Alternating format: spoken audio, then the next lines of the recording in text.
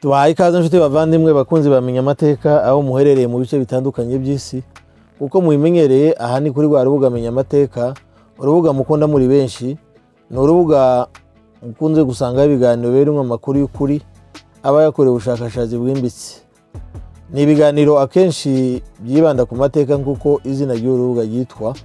Hari igihe amateka y'abantu cyangwa se amateka y'ibindi bintu biba byarabaye cyane cyane mu karere k'ibiyaga bigari kuko ariho dukunze kwibanda, nubwo rimwe na rimwe tunyuzamo tugasimbukira ahandi, ariko aka karere niko dukunze kwibandaho mu biganiro byacu. Uko bisanzwe rero uyu munsi nabwo tubazaniye ikiganiro kigiye kuvuga ku mateka. Ni amateka y'umusore wari intwari cyane, umusore w'umunyamurenge watabarutse akiri mutoya ariko amaze kugaragaza ubutwari bukomeye cyane. Twasanze ari ngombwa ko amateka ye tuyasangiza abantu batamumenye kugira ngo babashe kumenya iyi ntwari. Uwo nta wundi ni umusore witwaga Gideon Mahoro Bove, mwene Pasiteri Saruhembe wo mu nzu ya Nkubana mu Basinzira. Uyu niwe tugiye kubagezaho amateka ye. Yatabarutse aguye mu ntambara yo kubohoza u Rwanda mu 1994. Ikaze rero kuri menya amateka, mbibutsa ko ngiye ugiye kubagezaho iki kiganiro ndi Munezero Willy. Nyakwigendera Gideon Mahoro Bove nguko twari tubivuze yari mwene Pasiteri Saruhembe Rameke Ruvugwa na nyakwigendera Nyirangaraba Polina. Avuka Murara Wasinzira mu nzu ya Nkubana. Yavukiye Mirimba mu 1967. Umuryango wa se waje kwimukira mu Minembwe ahitwa Inyabarimba ku Kabingo mu 1969. Abariho akurira kugeza abaye umusore. Yigiye amashuri abanza ku ishuri ryitwa Esano riba ku Kabingo aho ni mu Minembwe. Naho ayisumbuye yaje kuyigira kuri Institut Madegu mu Minembwe n'ubundi kugeza arangije umwaka wa 6. Igihe yari amaze kubyiruka, amaze kuba umusore, kubera ishyaka no gukunda ubwoko bwe no gukunda cyane cyane urubyiruko, yakoraga ingendo nyinshi agenda asura urubyiruko mu duce dutandukanye tw'Imurenge turimo akarere ka Mibunda, akarere ka Bijombo n'akarere ka Kamombo. Aho hose yarahageraga agakangurira urubyiruko kugira ishyaka ry'ubwoko bwabo no kurwanya akarengane bwakundaga gukorerwa cyane cyane n'abasirikare ba leta ya Zaire ndetse n'abayobozi b'ibanze rimwe na rimwe. Yaje gushakana na Nyiramazayire Yana mu mwaka wa 1987. Nyakwigendera Bove Gideon yari umusore mwiza ku buranga kandi w'umusirimu, wari smart cyane nguko abikigiye babivuga. Yarazi kwambara neza kandi akaberwa. Mu karere ka Minembwe yaratuyemo niwe wari intangarugero cyangwa se modeli mu basore.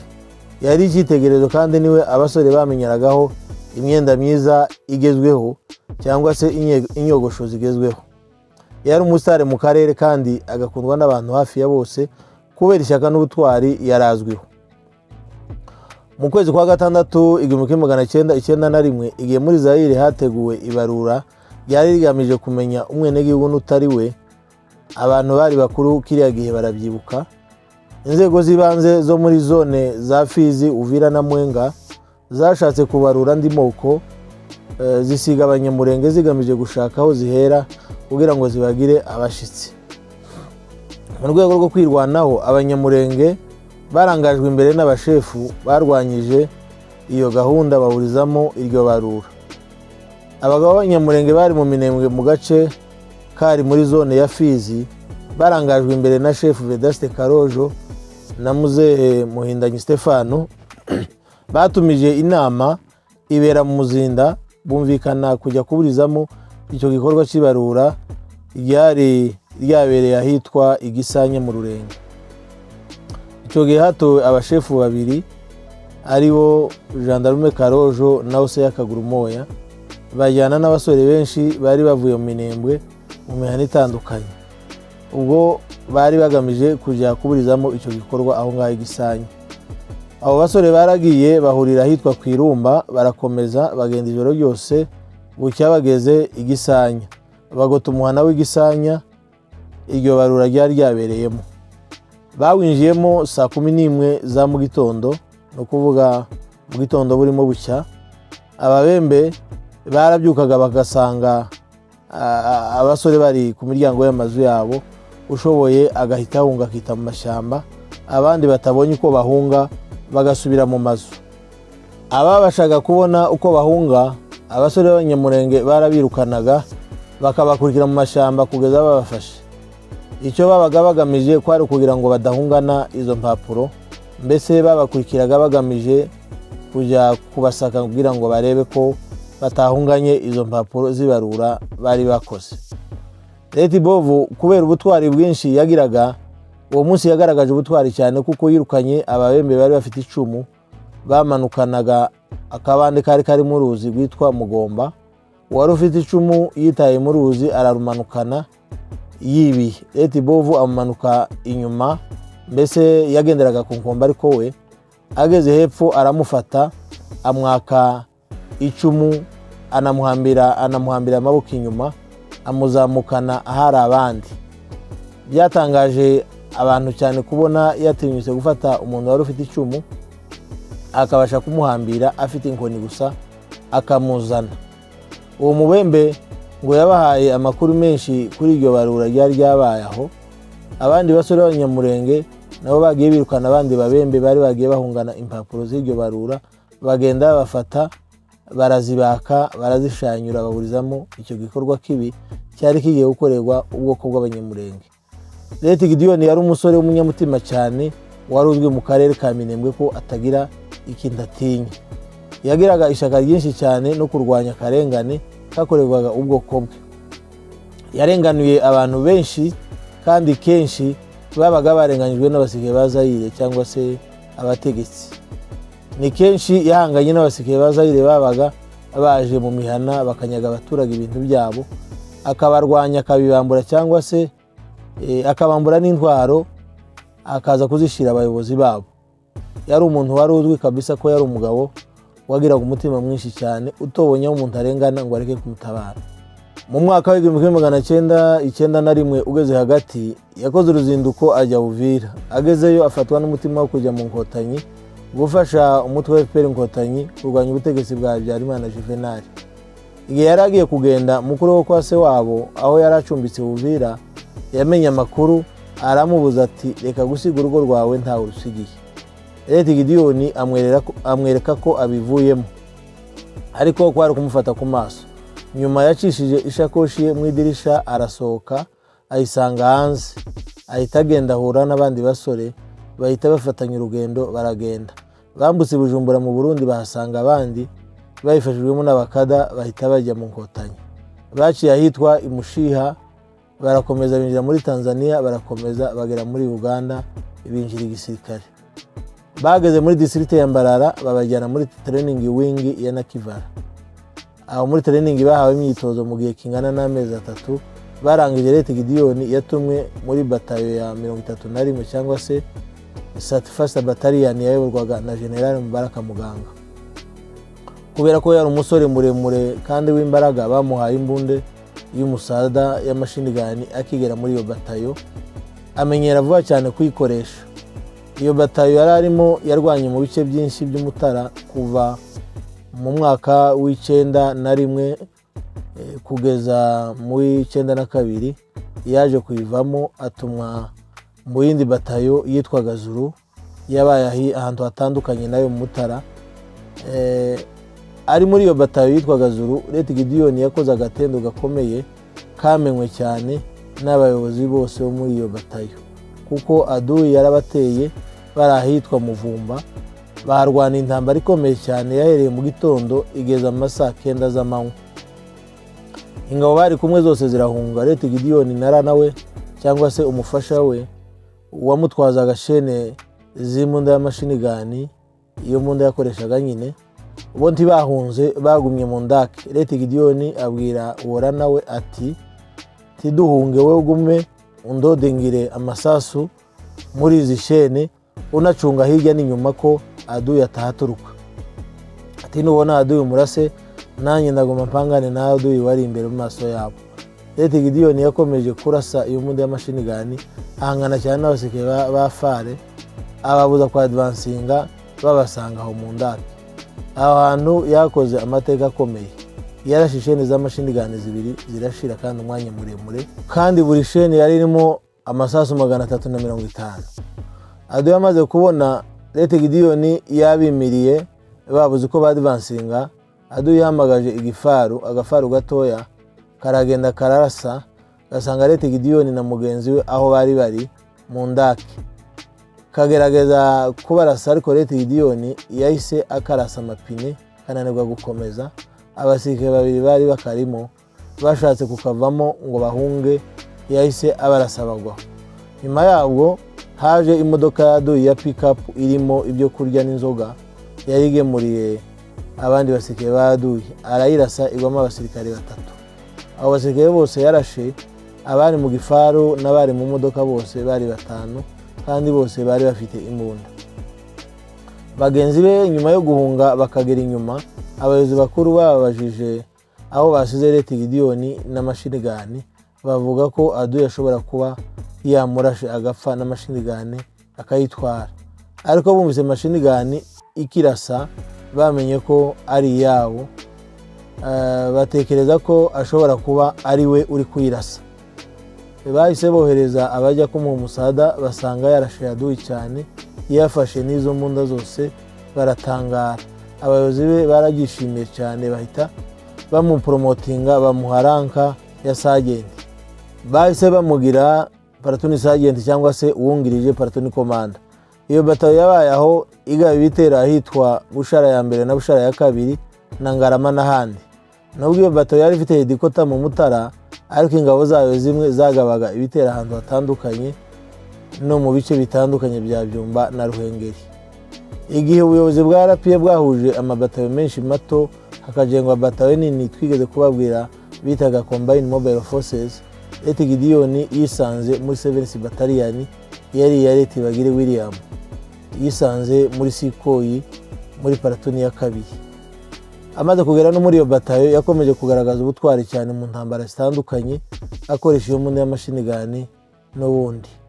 Ariko habaga igihe kimwe ahindurirwa imbunde, agakoresha indi mbunda y'umusada bita RP irasa amakompora. Intambara zose Lete Gideon yabayemo yagiye yigaragaza cyane, bigatuma amenyekana kubera ubutwari. Abayobozi baramukundaga cyane kubera morale nyinshi yagiraga no kudacika intege nubwo hari mu bihe bigoye cyangwa se muri hari mbi. No mu basirikare bato bagenzi be yagiye agiramo inshuti nyinshi cyane. Kubera guhuza izo batayo nyinshi ntoya zikajengwamo batayo nini, abayobozi benshi bisanze bamanuwe mu ntera. Lete Gideon nawe byamugizeho ingaruka, amanurwa mu ntera agirwa section commander, ariko kubera ubutwari yagaragaje vuba muri iyo batayo nshasha, nanone yahise ahabwa promotion asubira kugirwa platoon sergeant cyangwa se uwungirije platoon commander. Yagaragaje cyane ubutwari mu ntambara zaberaga ahitwa Kanterama, Ngarama, Nyabihara, Gikagati, Rwibare n'ahandi. Kubera imishyikirano yaberaga Arusha muri Tanzania, impande zarwanaga zaje kumvikana guhagarika imirwano. 7th Battalion Lete Gideon yabagamo yakomeje kuba aho Karama, aho yari isanzwe. Yabaye kugeza mu ntangiriro z'ukwezi kwa kabiri 1993, ubwo habaga igitero gikunze kwitwa igitero cya Lewiti, twarakibabwiye mu buryo burambuye. Igitero cyabaye ku itariki 8, kuva ku itariki 8 z'ukwa kabiri 1993 mu bice bitandukanye by'amajyaruguru n'uburasirazuba bw'u Rwanda. Cyamaze hafi ukwezi kose. Icyatumye wazarapye zigaba iki gitero nuko mu mishyikirano yaberaga Arusha, Leta Habyarimana yari yagumye kuzana amananiza mu bijyanye no kuvanga ingabo zayo n'inyeshamba za RPF, ndetse interahamwe n'ingabo za leta zari zishe abatutsi mu bice bya Gisenyi, ahitwa Kibirira no mu Bugesera. Bituma inkotanyi zigaba icyo gitero mu rwego rwo gushaka gutanga message ibwira leta ko bitabaye mu bwumvikane no kumbaraga RPF ifite imbaraga zo guhagarika ibyo bikorwa bibi leta yakoreraga abatutsi. Icyo gihe batayo za RPF ya zose uretse zitatu gusa arizo 101 Battalion Mobile Force yari ya General Charles Muhire na 157 battalion yayoborwaga na General Fred Bingira, na unit yagadingaga High Command na headquarter y'icyama cya RPA zasigaye ari reserve zitegereje gutanga umusada aho byari kuba ngombwa hose. Izindi batayo zose zigabuye mu bice byinshi by'amajyaruguru n'uburasirazuba bw'u Rwanda, zigaba ibitero ku ngabo za leta hatandukanye, zigarurira ibice byinshi ku buryo zageze ku birometero 25 n'umujyi wa Kigali, zongera gusubira inyuma zonyine ku bushake bwazo. Batayo ya karindwi ya 7th Battalion Lt Gideon yabagamo yari ifite ibirindiro bikuru kuri segiteri ya Karama. Yavuye aho Karama igaba ibitero ku birindiro by'ingabo za leta byarahitwa Ngarama, irasa ibi birindiro by'ingabo za leta cyane, zirahunga irabifata, ifatiramo n'ibikoresho byinshi. Igaba ibindi bitero ku birindiro by'ingabo za leta byarahitwa Mimuri na Nyagahita, nabyo irabyigarurira. Umuyobozi w'iyi batayo ahita ashinga ibirindiro yayoboragamo urugamba ahitwa Nyagahita. Iyi batayo yafashe ibikoresho byinshi cyane bigizwe n'imbunda nyinshi n'amasasu n'amakompora ibyambuye ingabo za leta FARI. N'izindi batayo za RPA zari zagabye ibitero ku birindiro by'ingabo za leta byarahatandukanye, zarabyigaruriye, kandi umwanzi naho ngo hatakariza abasirikare benshi cyane, bamwe barapfa abandi barakomereka. Ariko ku itariki 17 z'ukwa gatatu uyu mwaka w'93 ingabo za RPA zose zari mu bice bitandukanye zari zigaruriye muri icyo gitero cyiswe cyari witi, zasabwe n'umugaba mukuru wa RPA General Major Paul Kagame gusubira inyuma. 7th Battalion yahise isubira Karama aho yari isanzwe iba.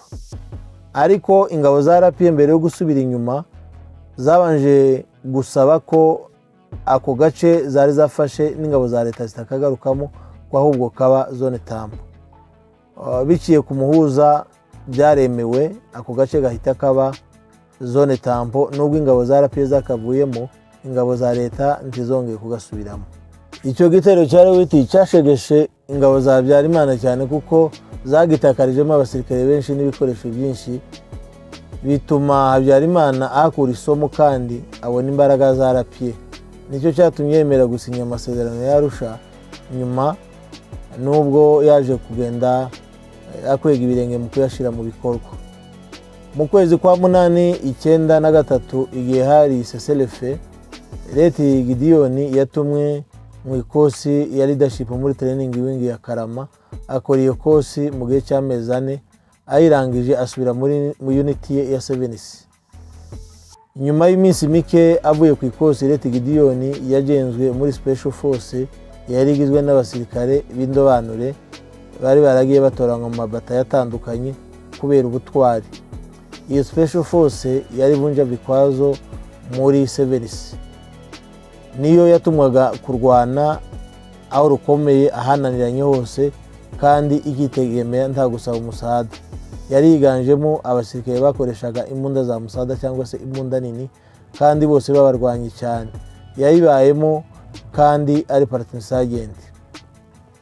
Nyuma buke y'iraswa ry'indege yari itwaye uwari perezida w'u Rwanda Juvenal Habyarimana n'abandi bategetsi ku itariki 6 z'ukwa 4 1994, 7th Battalion Mobile Force Lt Gideon yabagamo niyo company ya special bahagurutse Karama ku itariki 8 z'ukwa 4 1994.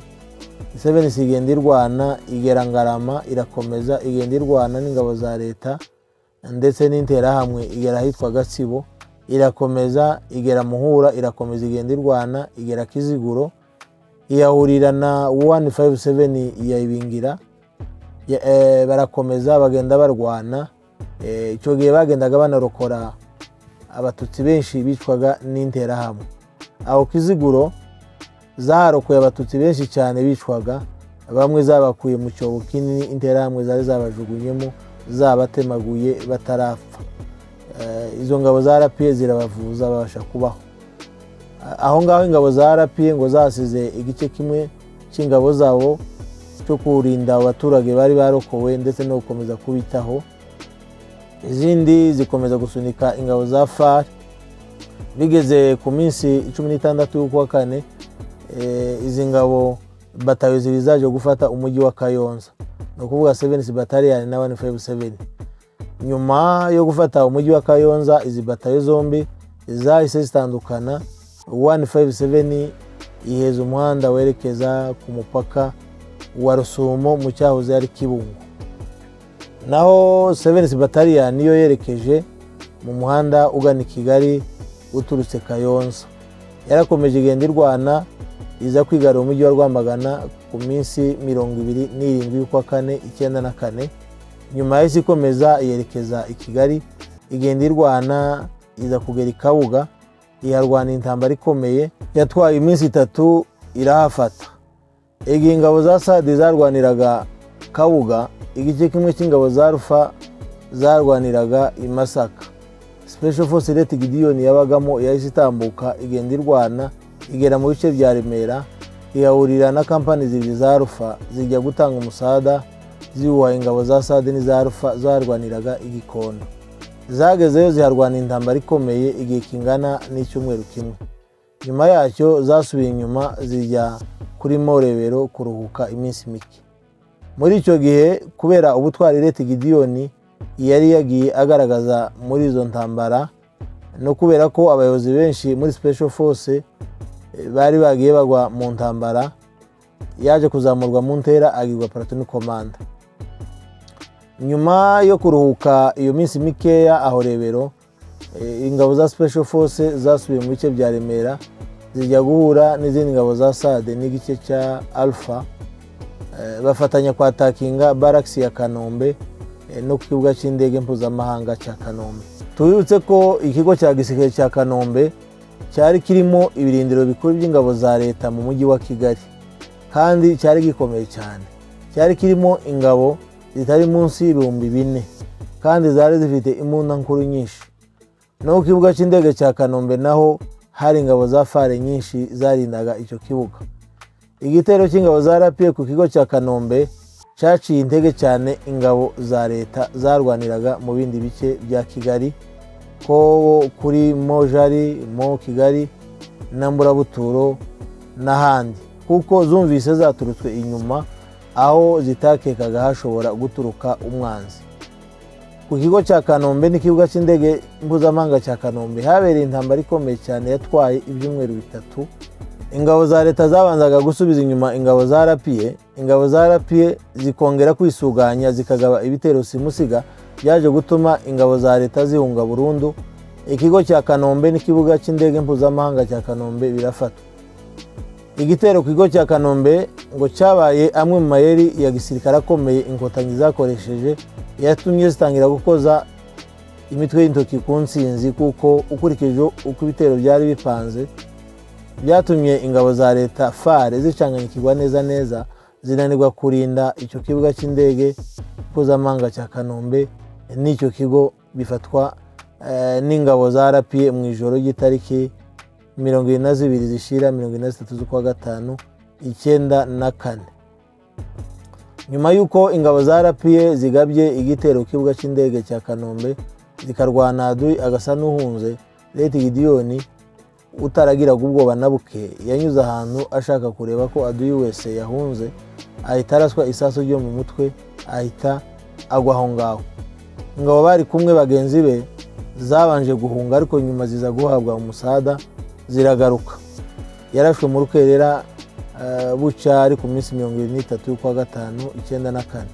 Amateka yo kuri isi y'intwari Gideon bakundaga kwita Bove ashirwaho akadomo.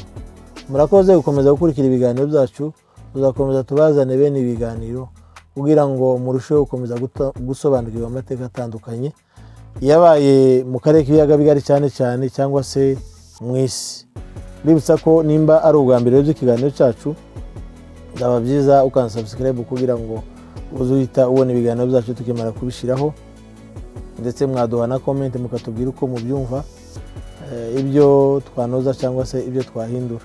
Mwakanda na like ndetse mukaba mwanabisharinga kugira ngo dukomeze gusangira aya mateka n'abandi benshi. Murakoze rero, naho ubutaha.